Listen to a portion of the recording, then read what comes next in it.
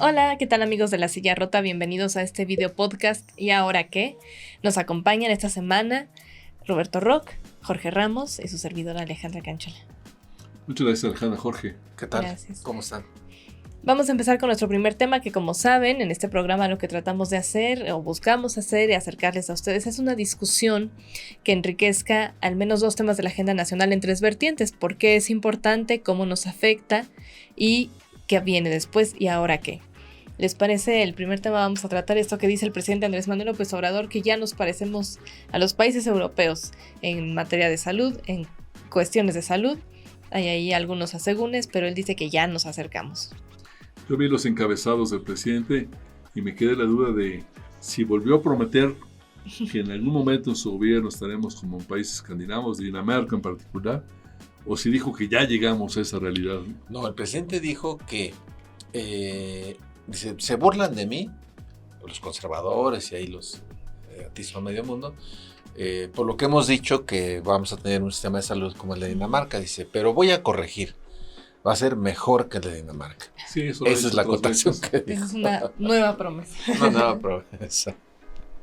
Sí, yo creo que en los registros, en el seguimiento que muchos expertos hacen sobre las mañaneras, donde se descarta un número cada vez más abultado de cifras y comentarios y supuestas noticias que está en el presidente sobre una temática muy grande, que muchas de ellas son verdades a medias o francas mentiras. Creo que en pocos temas, en pocas temáticas y en ninguna más delicada, ha mentido tanto como en el tema de la salud. Influye mucho el asunto de la pandemia que sufrió todo el mundo, pero en particular México, cuando el presidente negó la importancia de la pandemia, negó la importancia de usar cubrebocas, negó la urgencia de las vacunas, dijo que iba a generar México su propia vacuna. La pandemia ya terminó y todavía no llega ni la vacuna que anunció la señora directora de CONACYT, ni la vacuna que le anunció el presidente, la vacuna patria. Seguramente se gastaron ahí algunos millones para el voluntario, pero mintió. Ahora sigue mintiendo. En lo personal creo que, de acuerdo con los testimonios que hemos recogido de varios actores cercanos al gobierno, en pocos temas el presidente es más desconocedor que en salud. En pocos temas ha logrado menos coordinación, menos coincidencia de criterios como en salud. Alguna vez un ex alto funcionario del sector me decía que se reunía el presidente con ellos al principio del gobierno y decía, en el único tema que no he logrado un consenso entre mis colaboradores es en salud. Carajo, ya pónganse de acuerdo. Y estaba peleado con el secretario de Hacienda, por un lado el secretario de Hacienda, por otro lado el oficial mayor, Raquel Buenrostro, por otro lado en su momento el director del Seguro Social, Germán Martínez, la entonces subsecretaria de Salud, Asa Cristina Laurel, un personaje de enorme influencia en algún momento sobre el presidente López Obrador. Y ya cuando nos acercamos al cuarto año de gobierno, yo creo que siguen sin entender el tema, siguen sin ponerse de acuerdo, con una circunstancia brutal, que la pandemia aquí en México y en cualquier lugar tuvo un costo económico gigantesco, que se expresó especialmente en el sector salud. La mayor parte del dinero que los países, México incluido, canalizaban al sector salud fue absorbido, monopolizado por la atención de la pandemia. Bien, mal o regular, ahí se acabó el dinero. Entonces se retrasaron muchísimos programas, como las vacunas, por ejemplo, el abasto de otro tipo de medicamentos, etc. Y ahora estamos con un sector disperso, como ha sido durante décadas, no coordinado debidamente, con varias cabezas en el sector y con un desabasto gigantesco. Nada más lejos que Dinamarca respecto a lo que es el presidente. Dinamarca tiene un sector de salud centralizado, virtualmente gratuito para la población, ¿no? Con enormes estándares de calidad en el nivel de atención, con clínicas de primer nivel, es decir, de primer contacto, muy eficaces, clínicas por barrio, ¿no? No solamente en Dinamarca, podríamos ser menos ambiciosos y pensar en España o en Canadá, ¿no? O en Chile, a nivel latinoamericano, pero estamos muy lejos incluso de los estándares latinoamericanos, ya no digamos de Canadá, que sería como la utopía, pero también incluso de España, de Canadá, en fin, habría que ver. Jorge.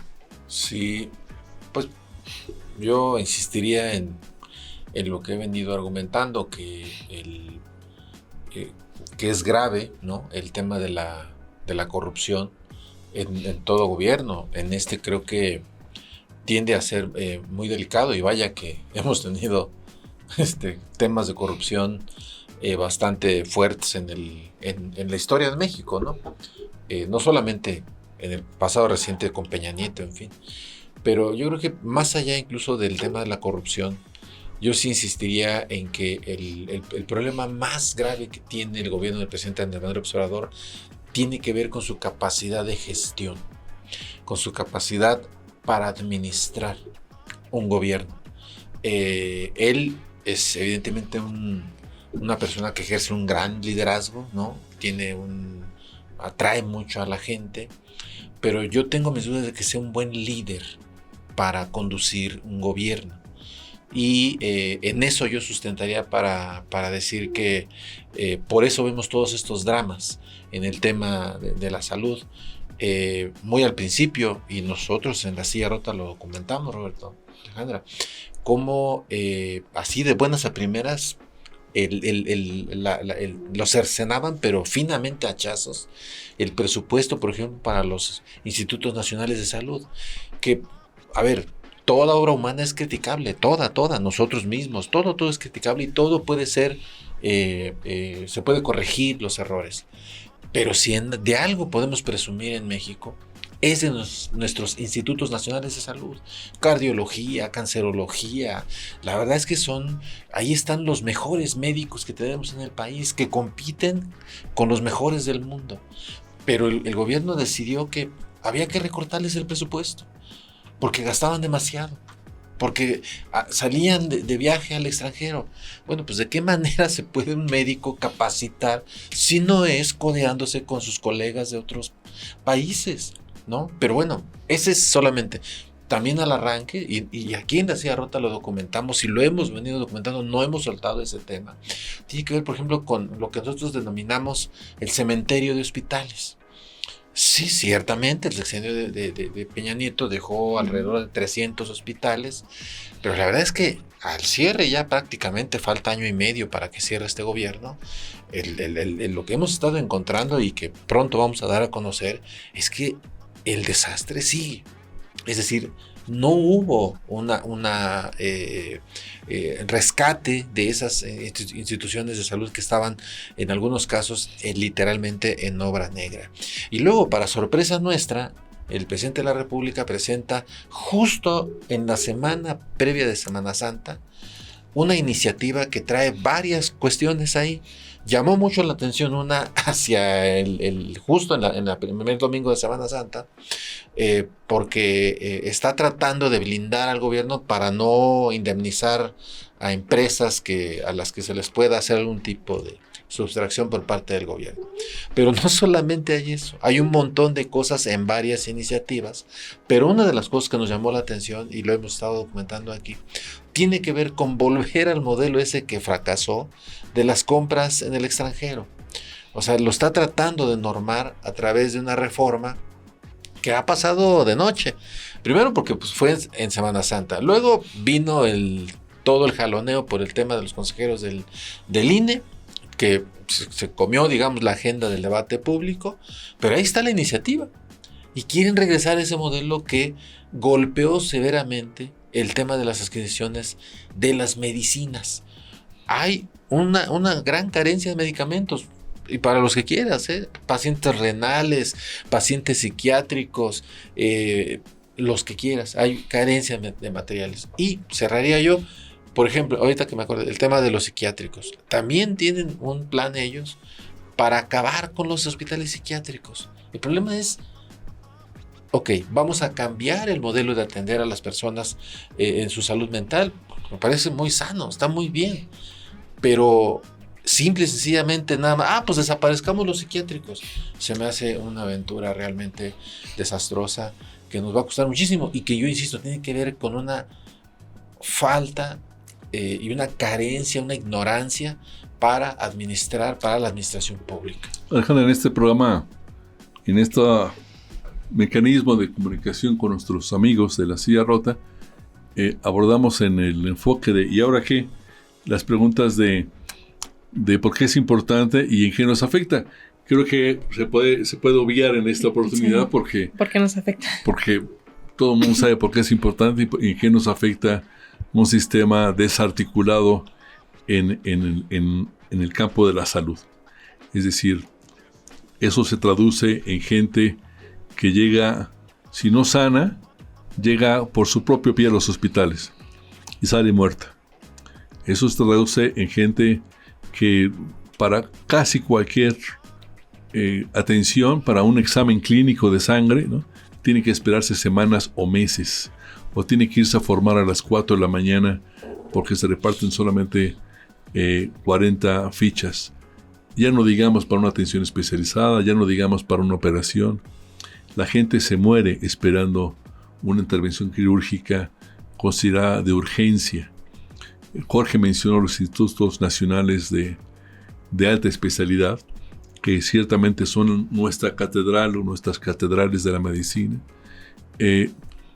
Son institutos que el gobierno ha acosado, ha sometido a presión brutal, según esto, para reorganizar su gasto. Designó un señor Reyes Terán como inspector, como prácticamente sherife, ¿no?, de los institutos, que no ha hecho más que paralizar los institutos. Amenazarlos, a los directores. Hay directores que han renunciado bajo ese acoso.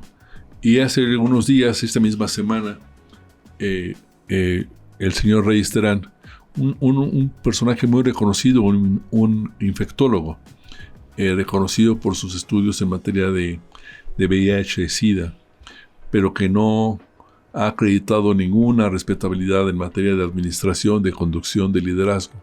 Pero él decía que en estos institutos, que es lo más granado, digamos, de la medicina en México, hay 9,000 vacantes que no han sido cubiertas. Que la gente llega a esos institutos y tarda meses en ser atendida, ¿no? Yo conocí por la proyecto que tenemos filial en la silla rota de su médico, que gente con su credencial del Seguro Popular, ¿no?, llegaba de cualquier zona del país, de la Sierra de Guerrero, y era atendida en el Instituto Nacional de Cancerología, ¿no?, que con su credencial del Seguro Popular podría ir virtualmente a cualquiera de estas. Era impensable en nuestra condición. Hay que decir, con esto termino, que el gobierno heredó un sistema ya muy golpeado, un sistema de salud, insisto, muy disperso, ¿no? Mientras el IMSS por un lado, el ISSSTE por su lado, los hospitales de la defensa, los hospitales estatales, federales, la Secretaría de Salud, que también tiene infraestructura hospitalaria, no tengan una sola plataforma de atención, el modelo va a ser ineficiente, caro y muy injusto, porque una persona que necesita una tomografía en Tepic, Nayarit, ¿no?, y sea derechohabiente del ISSSTE, ¿no?, y le digan que no hay un tomógrafo en el ISSSTE de Tepic, Nayarit, que tiene que ir a Guadalajara o a la Ciudad de México, pero se puede cruzar la calle y en el Seguro Social, en el Hospital del Seguro Social, sí hay un tomógrafo, pero no tiene acceso a él porque él es del ISSSTE. Exacto. O de la Secretaría de Salud, o no sé de qué diablos. Es a ese nivel de absurdo estamos enfrentando la crisis del sector salud en México. Así ¿Dinamarca? Es. No, de hecho, como bien decía Jorge, nosotros en la silla rota y promocionando ahí el trabajo que hacen nuestros reporteros, trajimos un reportaje muy amplio sobre qué tanto nos falta para llegar a ser Dinamarca, y no sabes que nos falta muchísimo. Yo quisiera retomar muy brevemente ya en el tema de ¿y ahora qué?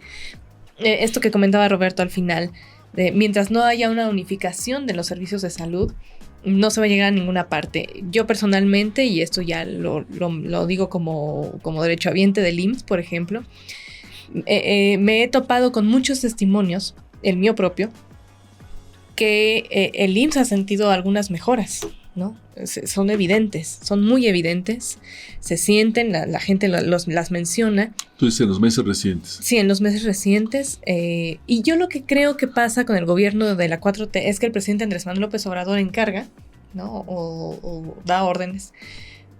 Pero hay poca operatividad, como tú dices, Jorge. Hay personas que lo hacen, hay personas que lo hacen a su modo y hay personas que no lo hacen, ¿no? Eso es la impresión que a mí me da en cuanto al sector salud. Mientras no se unifique, como dice Roberto, difícilmente vamos a poder tener un sistema como el de Dinamarca, donde todos tengan derecho y acceso a los servicios de salud de manera unificada, ¿no?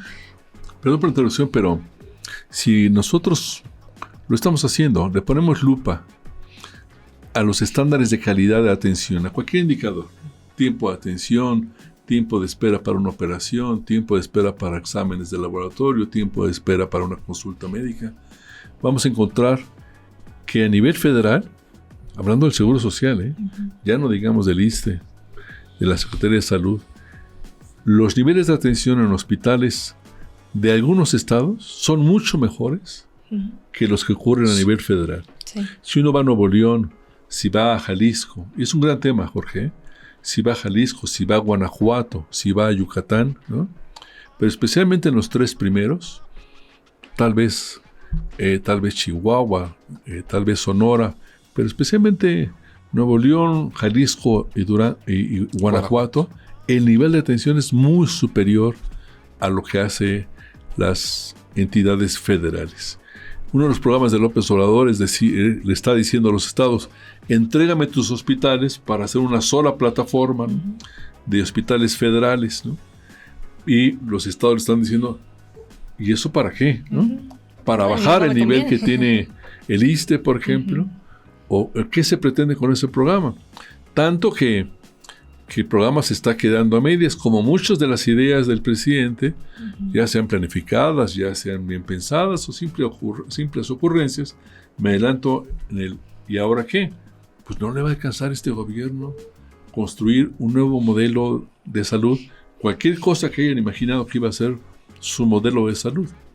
Yo creo que en los últimos meses, efectivamente, después de pandemia, la colocación de recursos que antes estuvo concentrada justificadamente por la pandemia, ha ido dirigiéndose cada vez más a mejorar los muy deteriorados niveles de salud en todos los sistemas.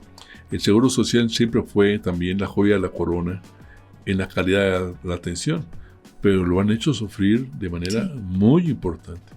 Y ahora le quieren entregar esta red de hospitales estatales en una nueva modalidad que se llama IMSS Bienestar, con un nuevo régimen laboral. Va a ser una pesadilla eso.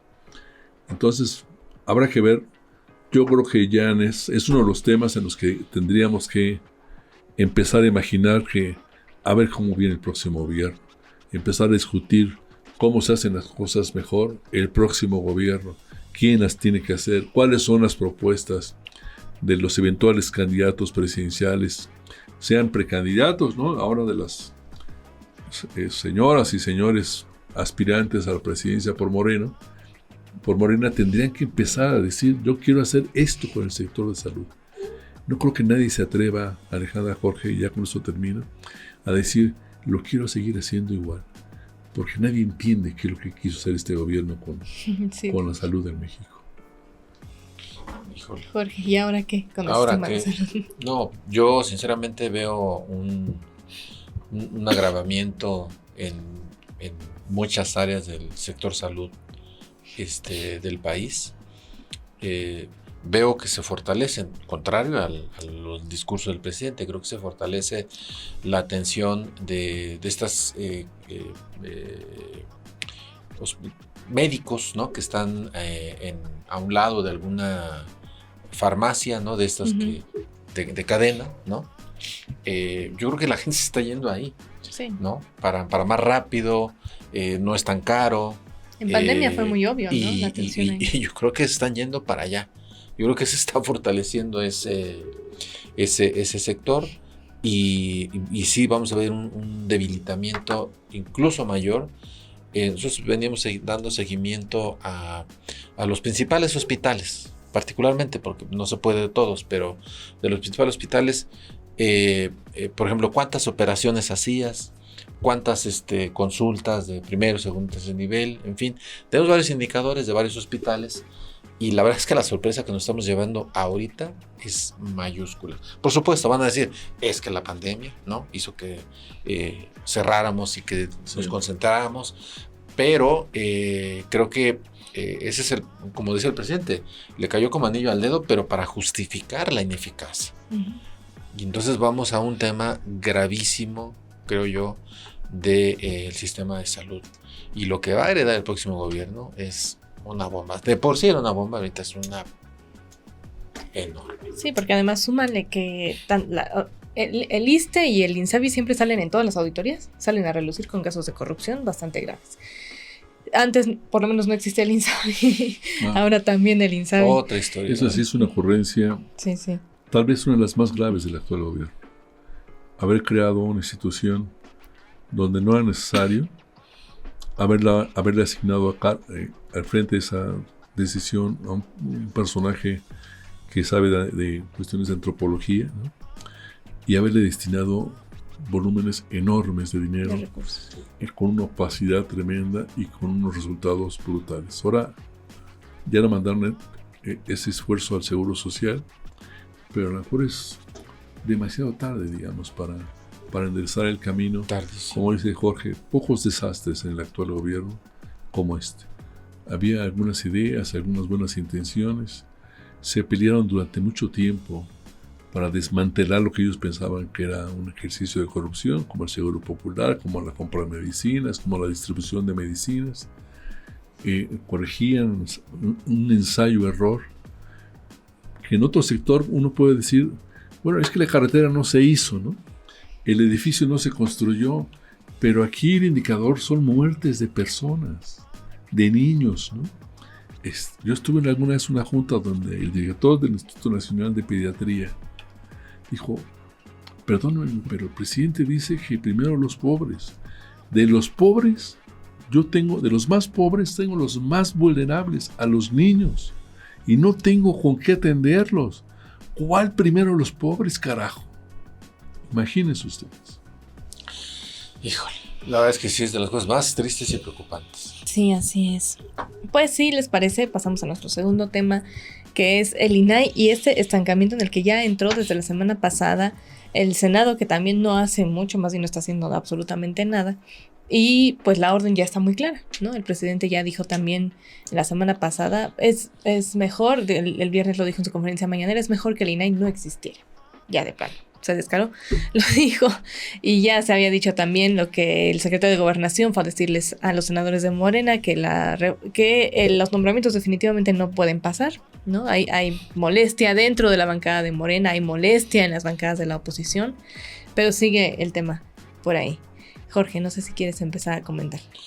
Sí, bueno, yo creo que el ataque al Instituto Nacional de Acceso a la Información y Protección de Datos, realmente creo que es también muy, muy duro y afecta terriblemente. Yo creo que empezaría por ahí, que afecta terriblemente al derecho que tienen todos los ciudadanos a tener un acceso a la información.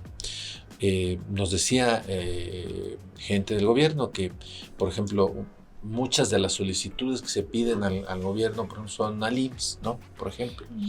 Y lo que la gente pide saber, a veces son cosas que incluso están en la página de internet del IMSS, pero la gente lo solicita vía transparencia. Es decir, hay inquietud de la gente por saber qué pasa con su propia salud, con su propio bienestar.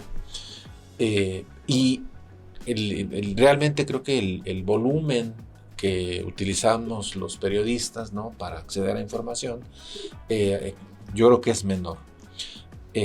Pero la decisión del presidente López Obrador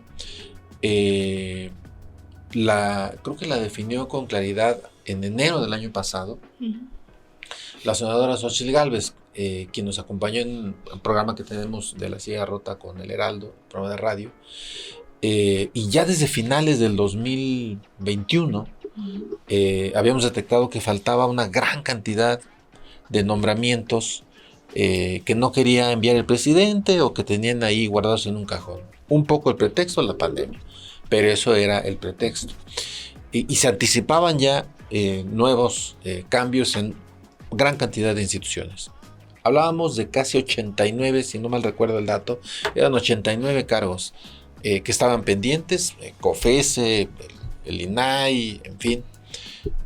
Pero Xóchitl Gálvez ahí dijo que en realidad ella lo que preveía era que el presidente López Obrador era matar por inanición a los órganos autónomos y a cualquiera que se le parezca, o que esté en contra de él, o que él piense que están en su contra, y la manera era no nombrar a sus integrantes. Dice, esa es la ruta que trae. Y la verdad es que se cumplió. Efectivamente es lo que está haciendo el presidente. En el caso del INE, caminó el asunto, pero en otros organismos lo que está haciendo es patear el bote, y a pesar de que haya controversias constitucionales, simple y sencillamente no lo hacen a medias, se tardan meses, lo rebotan, y creo que el daño que se le está haciendo a la transparencia, y aquí tenemos a alguien en la mesa, alguien que formó parte de las discusiones que dieron origen a esto que es la ley de transparencia. Entonces, alegar que el INAI es muy caro, que debiéramos desaparecerlo como ocurre en otros países en el mundo, creo que es un error gravísimo que nos va a costar años recuperar. Sí, hace no muchos años un académico, un analista político, Sergio Aguayo, se amparó en términos jurídicos porque la Constitución prevé el derecho de petición. Él dijo, yo ejerzo mi derecho de petición. Estamos hablando hace aproximadamente 30 años, para que nuestros amigos tengan una proporción. Yo ejerzo mi derecho de petición exigiendo me informen el salario del presidente de la República. Dio vueltas por todos lados, le decían que el dato no existía, que no se le iban a dar, no lo recibían, se amparó, recurrió a foros internacionales, hasta que alguien le llamó de cierta dependencia y dijo, está bien, le vamos a responder su petición. Llegó a la dependencia y le enseñó una foto con letras muy grandes. No. Vuelve usted a empezar a los amparos, todo el recorrido que hizo durante los 2 últimos años. Esto es la diferencia con lo que tenemos ahorita. El INAI, IFAI en su momento, está cumpliendo 25 años de existencia. Se ha ido perfeccionando no solamente el régimen jurídico del INAI, sino nuestro derecho a saber, el soporte jurídico legal que ya tiene rango constitucional de nuestro derecho a saber, la posibilidad de que estemos en igualdad de condiciones con el poder que representa un funcionario público. Kant nos decía, tú no te debes de preocupar por eso, esta información nosotros la manejamos, ¿qué hacemos con ella? Tú vete por otro lado, no me estés molestando. Ahora tenemos por parte de los ciudadanos un nivel de equidad donde nos hablamos de tú a tú con el gobierno en materia de información de interés público. El INAI de ahora ha tenido varias etapas, pero desde una década para acá, cuando se constituyó el Sistema Nacional de Transparencia y se modificó el mecanismo para solicitar información, en los últimos 10 años ha recibido casi 8 millones de peticiones de ciudadanos pidiendo el amparo, el apoyo del INAI, porque alguien en el gobierno le entregó información. Si no existiera el INAI, ¿qué hubiera pasado? Que la persona tendría que volver a recorrer el camino de Sergio Aguayo hace 35 años. Y le dijeron que no. Y decirle, oigan, es que yo quiero saber por qué están construyendo este hoyo en mi calle. ¿Quién tiene el contrato? ¿Cuánto costó esa obra? ¿No? Y para eso tendría que tener yo un juez que presentar un amparo contra la obra un amparo contra el funcionario que no me quiere dar información. Bueno, estas 8 millones de personas han recibido una respuesta por parte del INAI. Muchos millones más han ejercido, a la luz de la nueva ley de acceso a la información y protección de datos personales, su derecho a pedir información y se la ha otorgado el gobierno, ¿no? Con esta señal, todos perdemos, porque el ciudadano pierde la posibilidad de ejercer su derecho a saber, especialmente cuando tiene que recurrir a un órgano garante, un órgano protector como el INAI, cuando le niegan información. No puede recurrir al INAI porque el INAI tiene ahorita solamente 4 de sus 7 miembros. El 30 de marzo se cumplió un año de que le empezaron a faltar miembros, ¿no? Y ahorita le faltan 3 de 7. La ley dice que no puede sesionar sino con un mínimo de 5. Es decir, está en el limbo. Hay que ver porque hay una resolución judicial exigiéndole al Senado que designe a estos sustitutos, y hay también un recurso del INAI ante la Corte que le pide dar la autorización de seguir sesionando, atendiendo los reclamos ciudadanos, solamente con 4, que no sea esta ley la que lo limite. Esperamos se esperaría que tanto el Senado como la Corte actuaran en consecuencia democrática, pero ya tuvimos al secretario de Gobernación, Adán Augusto López, que quiere ser presidente de la República y nos está diciendo ya ahorita, si yo soy presidente, la transparencia me va a valer una corcholata, como soy yo, ¿no? Va a tener el valor de una corcholata. Esa es la relevancia que le da él a su mensaje, y fue a decirle al Senado y a la fracción de Morena en el Senado: congelen esta situación, no saquen estos nombramientos, no nos urge ¿qué? ¿No nos urge ejercer nuestros derechos? Es una cuestión totalmente atípica y muy lamentable. Perdón por la extensión. Un saludo a Sergio Aguayo. Anda en España ahorita, saludos hasta allá. Saludos. Sí, y es que, bueno, en este ejercicio de cómo nos afecta, creo que Roberto lo mencionaba muy bien, ¿no? ¿Por qué es importante? Porque es un derecho que ya conseguimos los mexicanos, es un derecho ya además internacional. En todos los países se habla de transparencia proactiva, de transparencia obligada por los gobiernos. Y ¿cómo nos afecta? Pues no se está ejerciendo ese derecho. El INAI no puede garantizarnos ese derecho que ya conseguimos los mexicanos, que ya es un derecho humano. Ya lo ha catalogado así la ONU, otras dependencias internacionales. Entonces, creo que la relevancia de estos mensajes que da el secretario de Gobernación, de estos mensajes que da el presidente, los senadores, es muchísima. ¿Y ahora qué? ¿Qué viene? Yo creo que ahí se va a quedar, que ahí ya lo congelaron, ya lo pusieron yo creo que depende más que el INAI siga trabajando de la Corte que de los senadores. Yo creo que los senadores ni para atrás ni para adelante, pero no sé, Roberto, ¿tú cómo ves? Sí, yo esperaría que, en este momento no recuerdo quién es el ministro que va a tener que resolver sobre este recurso del INAI, pero sí creo que es más viable que la Corte mande una nueva señal de autonomía y de respaldo de democracia, ¿no? Para permitirle al INAI que siga sesionando con esos 4 integrantes. Tampoco veo que las fracciones en el Senado superen su nivel de miseria política que les ha llevado a una circunstancia ciertamente bajo presión de Palacio, pero que no han tenido la hombría, la dimensión política, ¿no?, para decir esto es importante para el país. Yo espero también, y creo que el Senado no va a mostrarse incompetente, ¿no?, sin la más mínima grandeza, que es lo que se requiere en este momento respecto de velar por un derecho fundamental. No abrigo muchas esperanzas sobre el Senado, no abrigo ninguna sobre el gobierno López Obrador en este tema, pero sí en la Corte que le permita al INAI seguir sesionando con 4 comisionados. Jorge. Sí, yo creo que esta es una nueva batalla que toca a los ciudadanos, a todos los ciudadanos, independientemente de los periodistas que hacemos uso de esa herramienta. Creo que como ciudadanos es importante dar la batalla. No va a ser una batalla fácil en defensa de la transparencia, en defensa de una institución que por supuesto es perfectible, como insisto, todas, pero que tendrá que darse. Va a ser una batalla larga y en la que yo también espero que el primer paso lo dé el Poder Judicial, la Suprema Corte.